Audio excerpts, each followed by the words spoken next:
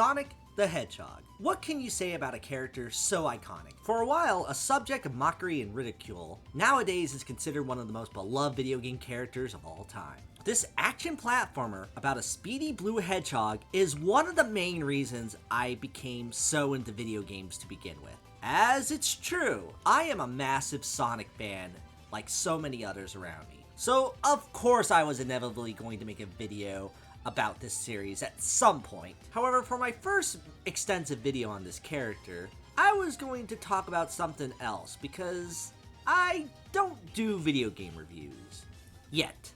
So instead, I decided to pick a different thing to feature the blue blur to give a review of. Well, I mostly do movie reviews, so I figured, why not talk about the Sonic movies? Yeah, Sonic has had quite a few movies over the years. I might have discussed his movies in passing, but now I really want to give attention to a series I deem to be so dear to my heart. So that's why today I'm reviewing the first feature film to star what many consider to be the best video game character of all time, with Sonic the Hedgehog, the movie. Oh yeah, you didn't think I was talking about the recent Sonic movies, did ya? Well, if you did, congratulations. You've been April Fooled. I'll get around to talking about the more recent Sonic movies later down the road, but that doesn't mean I don't have a lot to say about this original movie right here. Believe it or not, I've been familiar with this movie ever since I first became a fan of the series, which was when I was a kid. There's definitely a lot of nostalgia with this one, so for this April Fool's Day, I'm going to be reviewing the first ever movie starring Sonic the Hedgehog. So where to begin with a video like this? Well, I think I should talk about how I got into the Sonic series to begin with. If you can believe it, my introduction to Sonic wasn't through the games. I didn't play the games until much later, as I didn't grow up with a Sega Genesis as a kid. Even when I got into the classic Sonic games, I played them on the computer through a lot of those early PC ports. My introduction to Sonic the Hedgehog, if you can believe it, was actually this. Yes, The Adventures of Sonic the Hedgehog was really how I first heard about the character. I remember watching this a lot as a kid and thinking it was a really entertaining show. Okay, granted, it was bizarre as hell, just as wacky and over the top as something like the Timon and Pumbaa show, but I still enjoyed it. I always found the character of Sonic to be a really cool one that made the show a lot of fun to watch. And the villain? I just stole candy from 4,822 babies! What a perfect way to whet my appetite for evil. Arguably more entertaining.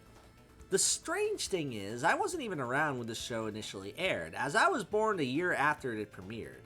I remember mostly watching this through reruns on Toon Disney, which, yeah, it actually did air on that channel, I'm not kidding. In a world full of villains, only one hero stands in their way. Is that the pesky hedgehog? Especially the pesky hedgehog. He's Sonic! So I was already a fan. It wasn't until a friend came up to me one day and said, "Hey, do you like Sonic the Hedgehog?"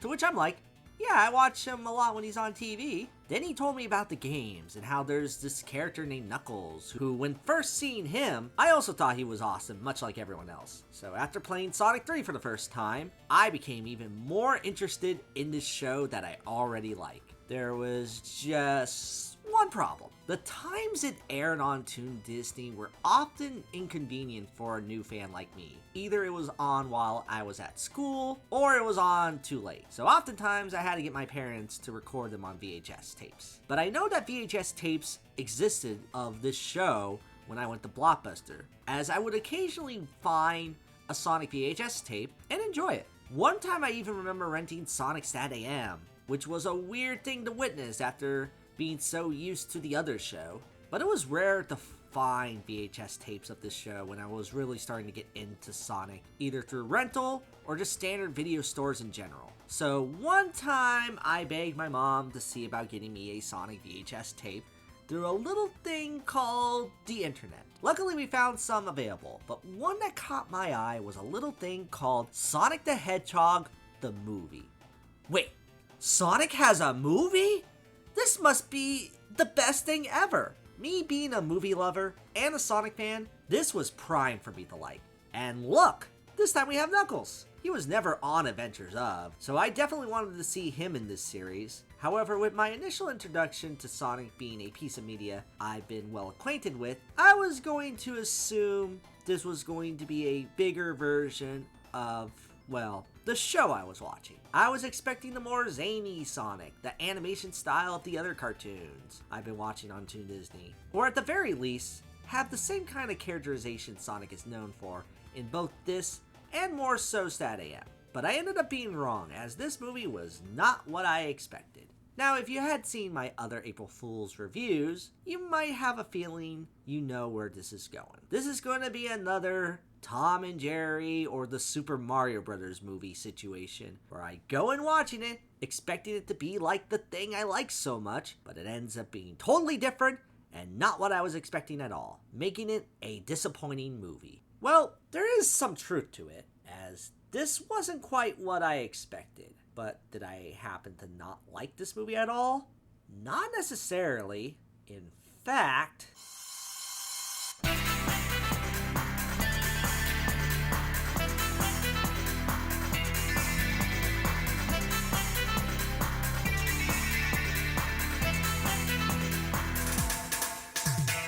this was a different kind of Sonic than what I was used to. But even despite that, I know for a fact that this still felt like Sonic, as I thought this movie was really awesome as a kid. An action-packed Sonic adventure that had more stuff in line with the games I was playing at the time.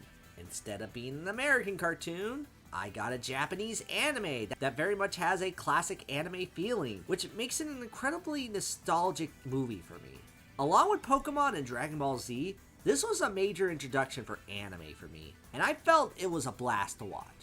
I always enjoyed putting it on whenever I had the chance as a kid, but despite all of that, this does not change the simple fact, as, yeah, I was still very much lied to. Main line being that this was not the Sonic the Hedgehog movie. Well, kinda, sorta. Let me explain. Back during the era of VHS tapes and even DVDs to a strong extent, Japan would create these short one-off animated series that would usually consist of a couple episodes in the typical anime series of that time. These were called original video animations. In other words, this was just Japan's way of creating direct-to-video movies. OVAs came in all sorts, and this Sonic OVA was a two-part miniseries where Sonic has to stop Dr. Eggman and whatever schemes he has up his sleeves this time. Though when importing it to America, they decided to simplify things and simply call it Sonic the Hedgehog the movie. Even if technically speaking, this doesn't even have the runtime of a typical movie, clocking in at a little under an hour. The studios were like, kids won't care, cause they'll watch it simply because it's Sonic the Hedgehog the movie, and that alone will get them hooked. Well, it worked for me. As for this April Fool's Day, instead of ragging on a nostalgic movie I had issues with, making fun of a movie that's bad whether I actually liked it or not, I decided to give a positive look on this Sonic movie that I fell in love with so much as a kid.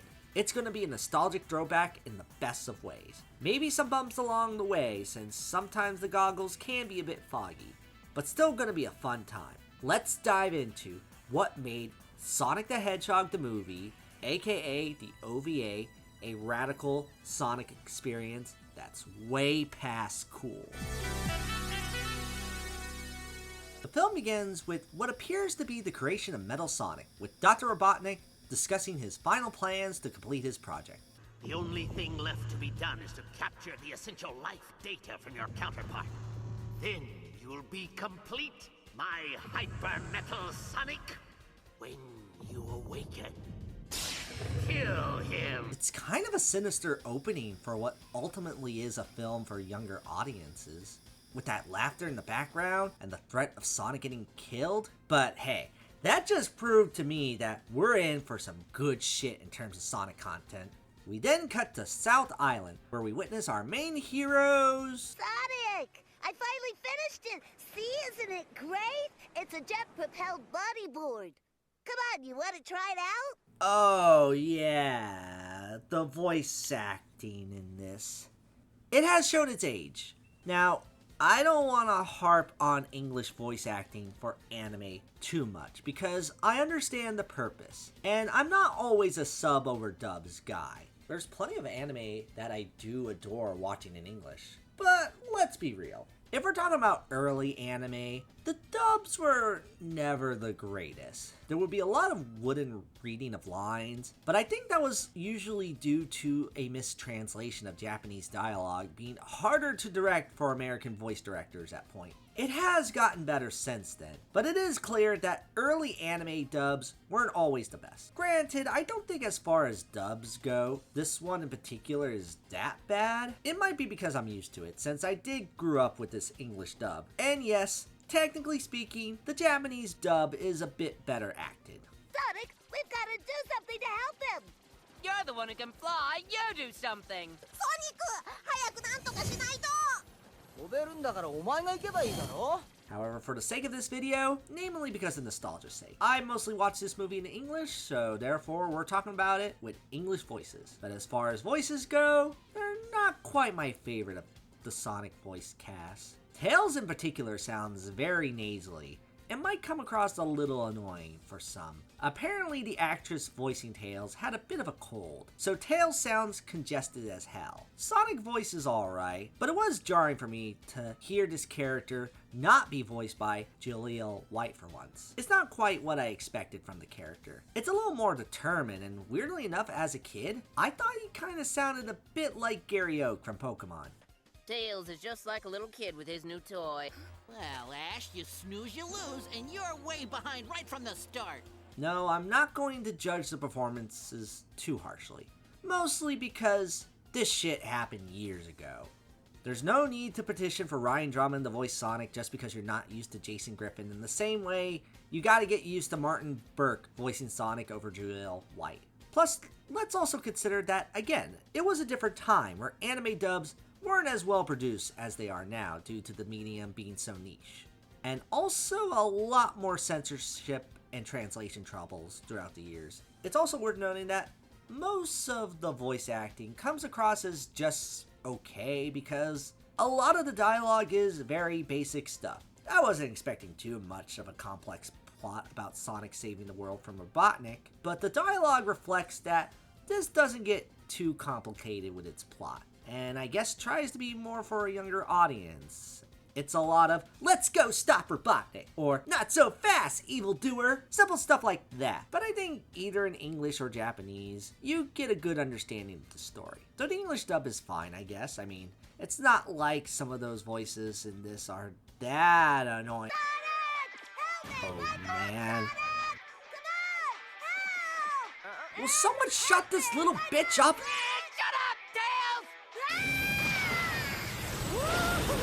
So, during Tails' surfing practices, the two heroes get a visit by this strange owl dude. Hi, Sonic!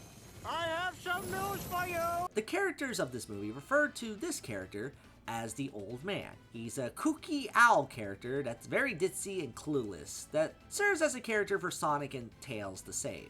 Well, Tails tries to save him. Sonic acts surprisingly dickish about helping this dude. You're the one who can fly. You do something. Huh? You know help! Now you're probably wondering, what game is this Sonic character from? Well, that's a good question. And the answer is, he isn't. Yeah, this Old Man Owl was just a random character made for this anime. It's been cited that Sonic is a series that has been filled with a cluster of random characters from games, comics, and other shows. You can never know what to expect with what kind of characters could appear in a Sonic thing, and this OVA had a few characters exclusive to it. This Old Man Owl being one of them. And he's not the worst, I guess. He's a little silly, but I guess he's kind of funny with how goofy he acts. All right, it's a real emergency. You see, the president...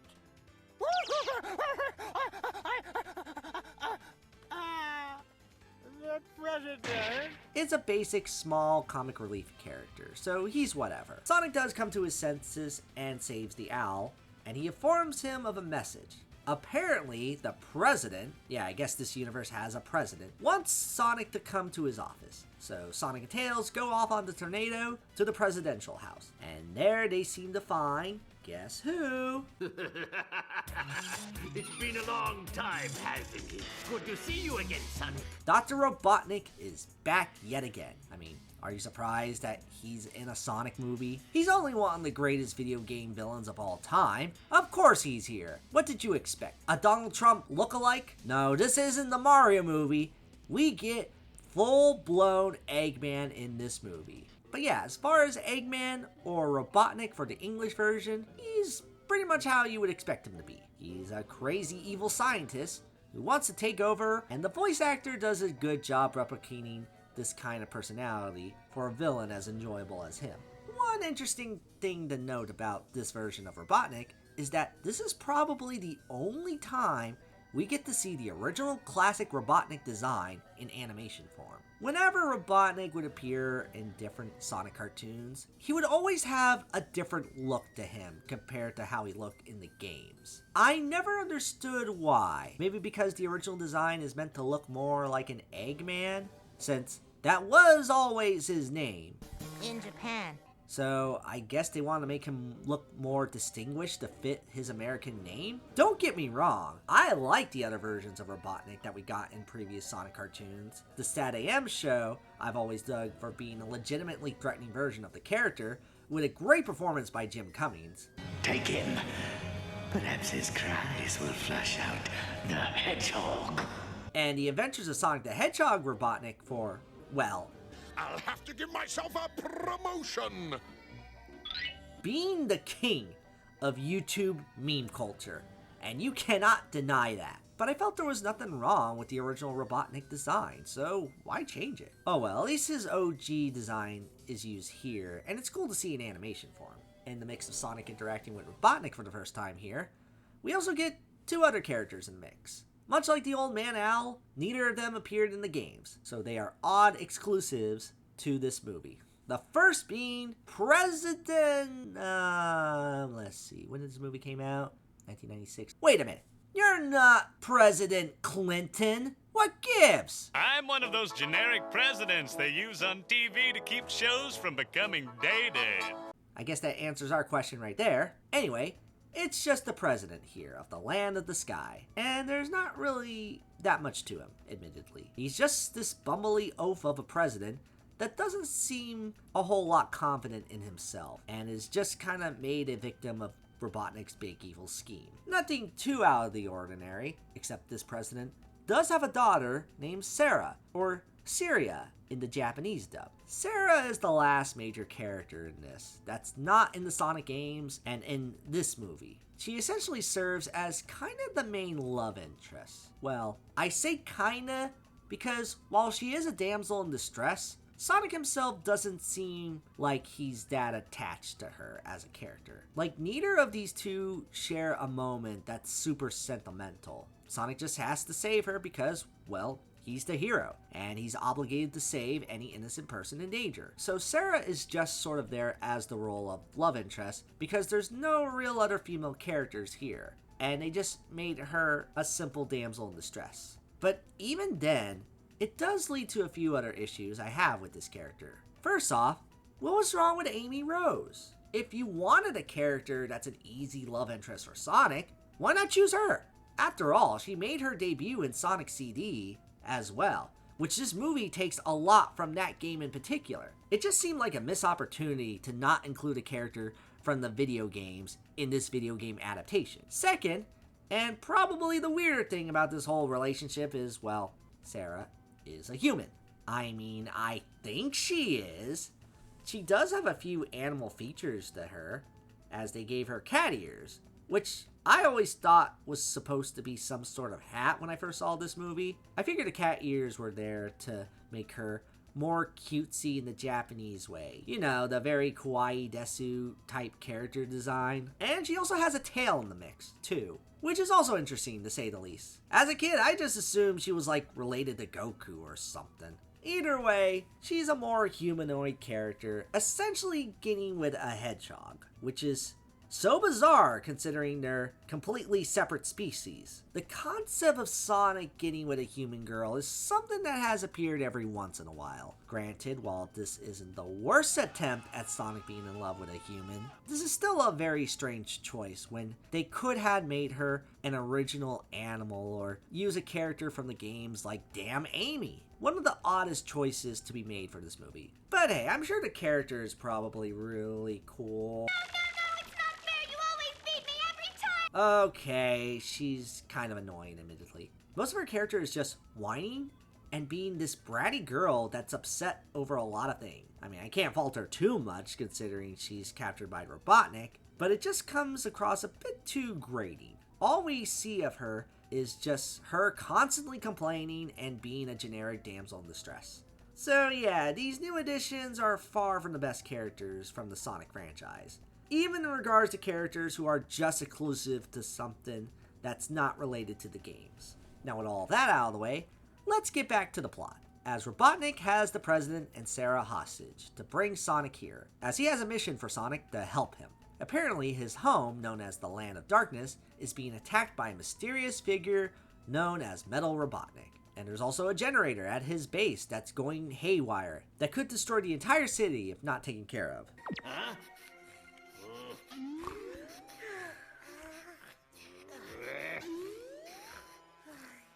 Fine! Don't blame me when this happened!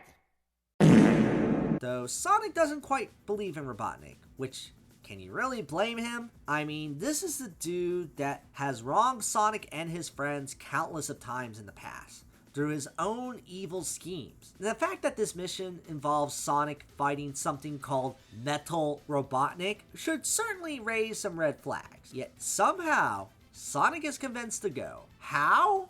Someone tell me why I should trust Robotnik when 99 out of 100 times he's lying. But what if this is that one other time? Oh? Please, Sonic? Please, Sonic. Fine, I'll do it. Sure, I guess that works. I mean, every other time Robotnik has been wrong, but this surely is the time he's actually telling the truth and genuinely wants help. I'm sure this will all go very well. So, Sonic and Tails are off to the Land of Darkness. Robotnik also gives Tails a navigator to help them on their journey, though I'm sure nothing is too suspicious about that. Not exactly trustworthy. He could have put a bomb for us in there. But Dr. Robotnik...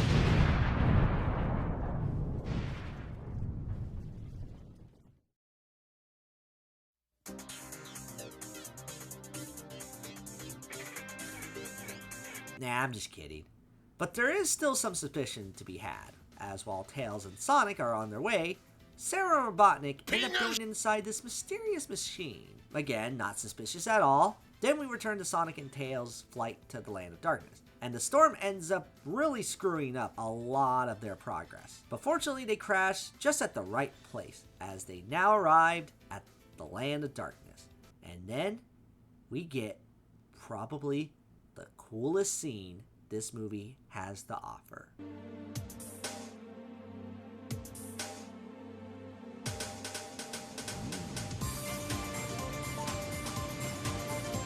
There's a short little action scene with Sonic and Tails just running around and taking down random badniks, just like in the games. This scene is very Sonic CD-esque, and it looks great. There's no dialogue, it's just Sonic and Tails being as cool as ever. And the music.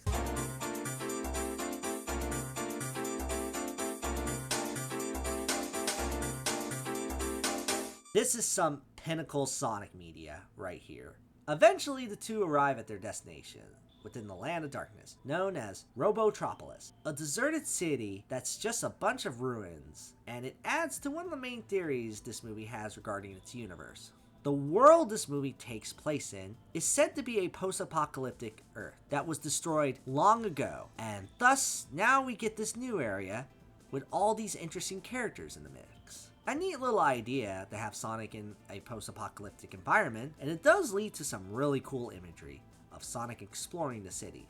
Unfortunately, this does lead to more trouble for Sonic and Tails, as now they've encountered a true evil.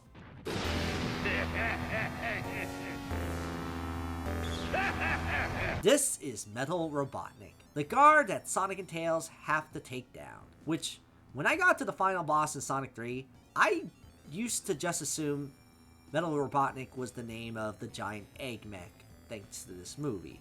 Apparently it's not, but you can't blame me too much. Sonic and Tails, of course, have to fight off against this gigantic threat. It's a fun sequence seeing our two heroes mess around against this dude. Though with how powerful Metal Robotnik is, they do the better option and try to run away from him, using their speed. Though not before Sonic decided to give Metal Robotnik a choice gesture. Robotnik! We have some business to take care of. What's this? He's flipping the bird. He's giving the finger. However, this guy is harder to get away from than we expected, as he can fly and can catch up with the fastest thing alive. Definitely not an easy battle. To make matters worse, Robotnik starts using his own shit against the two. Literally. What is this stuff? Sticky shit, to say the least. And it seems like our heroes are in for the worst of it. Until Knuckles the Echidna shows up to help them out. How the heck did he get here? We never find out, but who cares really, because I think most people can agree that Knuckles is a really cool character. This was neat for me to see too, because I have only heard of Knuckles through Sonic 3 and the other games, so I was really looking forward to seeing him in action in a Sonic animated thing. He's the tough echidna who's badass and helpful towards Sonic in the game. Here he's no different. This movie does establish a few things to this character that are neat. Mainly the fact that I think this is the first time it's addressed that Knuckles is a skilled treasure hunter. It's something that's more so discussed in later Sonic games, that he's super skillful at finding jewels. So it's cool to see the origins of that kind of stuff here. No mention of the Master Emerald at all in this movie, which is a bit odd. But Knuckles has something better here, as they gave Knuckles a hat! Yeah! This cool ass cowboy hat was given to Knuckles, and the dude looks stylish in this. It even has appeared in later Sonic stuff as a part of a bunch of Easter eggs. Now, does it really add much to Knuckles' character when he has this hat on? No, not really. But she's got a new hat. Either way, it's great to see him here, especially kicking ass with Sonic, as the two beat down Metal Robotnik. Although, hey, what do you know, it's Sara and Robotnik. I'm sure they had a perfectly good explanation for this. Thus, we see Sonic and Tails saying their goodbyes to Knuckles as they head to Rootropolis. But Knuckles decides to tag along with them anyway. What are you waiting for? We gotta get moving or that robot generator's going to explode. That's always welcoming. It shows how good of a companion he is to Sonic and Tails. Again, nothing wrong with more Knuckles. We then see Sonic and the gang arrive at the base, as they try to make their way to the generator, all while avoiding as many obstacles and baddies as they can. Fortunately, Sonic does make it just in time to stop the explosion. However, the machine seems to capture Sonic for its own use, thus leading to another explosion that Sonic fortunately escapes from. We then get introduced to probably the coolest character in the entire movie.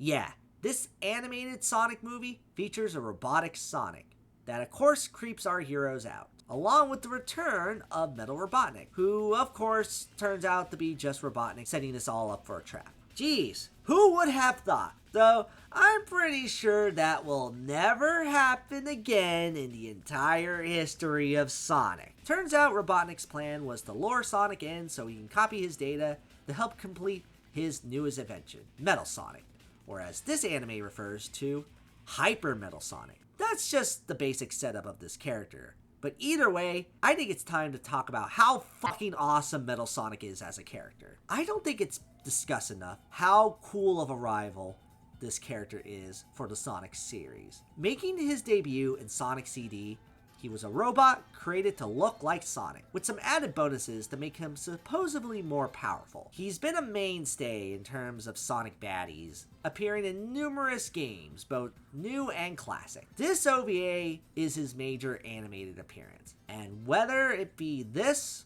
or some of the games, Metal Sonic is just a cool fucking character. Why? Simple. He's a perfect antithesis for the main hero. while being a simple bad guy that looks awesome. Seriously, this design is radical because it makes the simplest adjustment by saying, what if we took Sonic and make him a robot? But not just any robot, an evil one. This works because Sonic is already a really cool character that everyone loves because he just has the right amount of attitude and style to him. You need a threatening version of that kind of character, and Metal Sonic fits that mold perfectly. In this anime, he is the highlight because he doesn't really have any lines, so no dated voice acting to worry about. And he showcases how powerful he is through the fight scenes alone. Like, hot damn! Sonic seriously gets his ass handed to him. You don't fuck with Metal Sonic. Just look at him. You look at this design and are like, yeah, this villain is fucking awesome. In fact, so awesome, I'm gonna give a bit of a hot take. Probably the biggest hot take I could have for the Sonic series. But in terms of Sonic bad guys, Metal Sonic is cooler than Shadow the Hedgehog. Oh yeah, you heard me. That little emo who's like, oh Maria, I promise to protect you. I'm the ultimate life form. Fuck that. Metal Sonic doesn't need any of that backstory. He's just a robot built to be the evil version of Sonic. And it's as simple as that. And he's fucking awesome for it. But like I said, Sonic unfortunately gets his ass handed to him. This leads to Tails and Knuckles to head back home to see if they can find the whereabouts of Sonic. And make sure everyone else is safe. Though it turns out they might be too late. Master Sonic, is there something wrong? Wait, what are you doing? Stop! Although it also turns out that Sonic is actually fine, and still prevails to stop Metal Sonic. Though Tails and Knuckles find out Metal Sonic has already wrecked the place. And to make matters worse... The old man was staying here! What's in the house? Old man, where are you? Well, I hate to break it to you, Tails, but... I'm behind you, Tails. You've come home early. Nah, I'm just kidding. He's fine. Those are Sonic's favorite clothes, so don't blame me if he gets mad at you. Don't worry about it. He was here last night. He forced me to put on these clothes and then flew away without saying anything.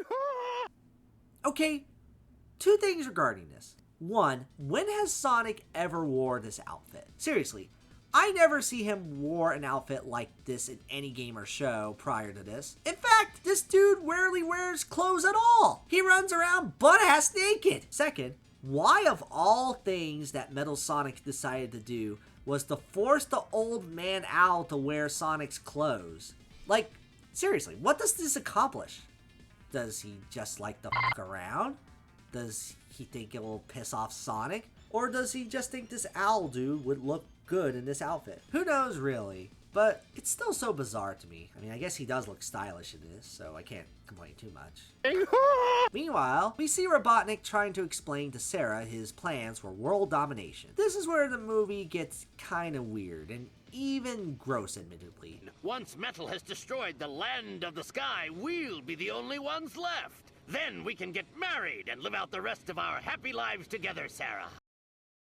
Yeah, this is odd because, well, Robotnik wants to get with this girl and is practically forcing her to marry him. That's incredibly uncomfortable on so many levels because, well, this is a man that's significantly older wanting to marry a girl that's quite young. I don't know how young exactly, but guessing this is still an early anime. I imagine too young. So I think Eggman might be more evil than we thought in regards to this. I'm Chris Hansen with Dateline NBC. I'm just in for friendship, that's all. Though, hey, it could be worse. It's not like he imagines having kids with her. No.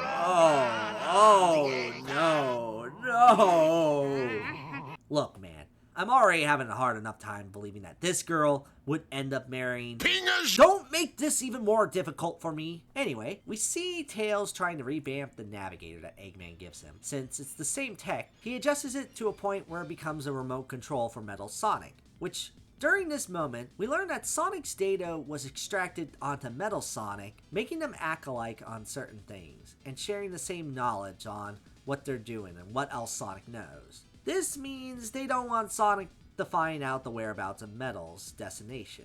as his goal is to melt the ice caps, accelerating climate change to destroy the planet.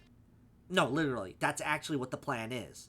The rotation of the planet would hurl the continents into outer space, where they would be blown to pieces.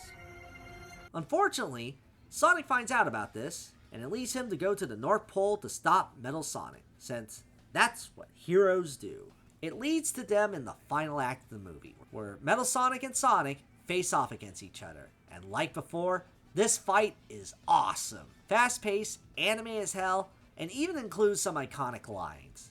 You might know everything I'm going to do, but that's not going to help you, since I know everything you're going to do. Strange, isn't it? Though it does lead to some odd jokes aimed at older audiences. Like this part where Sara literally calls Metal Sonic a perv for looking up her skirt. No, don't look there, you pervert! And even Tails gets a lashing for accidentally, well... Tails, get off! I'm so sorry. That's no good. During the fight, the lava gets worse, but Knuckles does manage to help a bit during this whole ordeal, and does succeed, although his hat doesn't quite make it. Huh? My hat's on fire! Help! A moment of silence for Knuckles' awesome hat. I will remember you. Sonic's fight with Metal continues, and it seems like he might be over. But with the help of Tails, he can finally get Metal Sonic down. Though more trouble is a-brewing, as the president crashes into the ice and his ship is on fire. So now Sonic has to deal with this in the mix of still fighting Metal Sonic and Robotnik. But surely Sonic can be able to save them. Or maybe not. Mr. President! Can you hear me? But it turns out, Sonic didn't need to, as Metal Sonic somehow has a change of heart. Doesn't last long, as Metal Sonic falls into the volcano, but Sonic wants to save him. Why? Well, I guess Sonic believes he's changed for the better, but seems like a losing battle here, doesn't it? Thus, Sonic can't save Metal Sonic, as Metal rejects his offer. There is only one Sonic. Oh, wait. That's the voice they use for Metal Sonic? Oh well, the character is still awesome. And the day seems to be saved, despite Sonic feeling a little bit down after Metal's end. Although, maybe not quite, as Eggman still has Sonic's data. Not for long, as his machines sabotage them. Looks like everything is going swell. Gotta love an ending with everyone laughing. Almost. Not quite. What did you do that for? So now we're finally even, Sonic. Oh wait, I guess Knuckles is a bit salty because Sonic accidentally bonked him on the head. Kinda petty, don't you think? Sonic starts chasing Knuckles, with Tails leading behind him. And I guess the rest of the characters go after him too? I don't know what the hell they want from Sonic. Oh well, the movie is pretty much over, and we'll never see most of these characters again, so time to go! I'm getting out of here, Knuckles! Hey, wait a minute, Sonic!